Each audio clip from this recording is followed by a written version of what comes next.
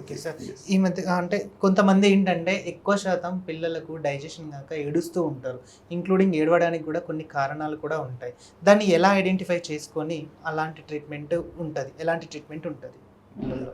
చిన్న పిల్లలు ఏంటంటే స్మాల్ బేబీస్లో అబ్డామినల్ కోలిక్ అని చాలా కామన్ ఉంటుంది. ఓకే. హ్మ్.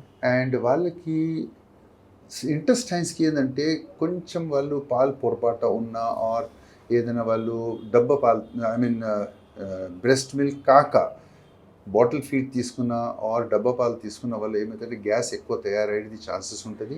అండ్ ఎక్కువ గ్యాస్ తయారైతే ఇంటెస్టైన్స్ స్ట్రెచ్ అవుతుంది కొంచెం. ఓకే. ఆ గ్యాసెస్ వల్ల స్ట్రెచ్ రిఫ్లెక్స్ అంటారు.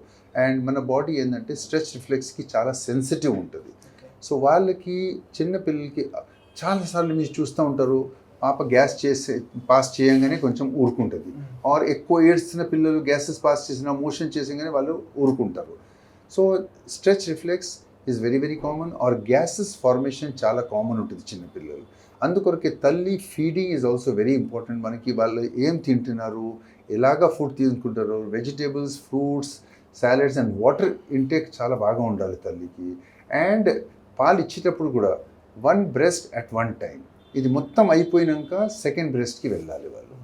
దానికి then the babies will be good. But still కొన్ని విషయాలు ఏముంటుందంటే చిన్నపిల్లలకి అబ్డామినల్ కోలిక్ అని ఉంటుంది. ఒకవేళ కోలిక్ ఎక్కువ ఉంటుంది ఆర్ ఈవినింగ్ కోలిక్ చాలా కామన్ ఉంటుంది పిల్లలు. అట్లా ఉన్నప్పుడు మనము you should go to the doctor and వాళ్ళు యాంటీ కోలిక్ మెడిసిన్ ఇస్తారు. కానీ కోలిక్ వస్తున్నాయని మనము ఊరికే మెడిసిన్స్ జిందా తెలిస్మాతు అది అన్ని మెడిసిన్స్ ఊరికే ఇస్తూ ఉండొద్దు. పెయిన్ కిల్లర్స్ కూడా అనవసరంగా ఇవ్వకూడదు.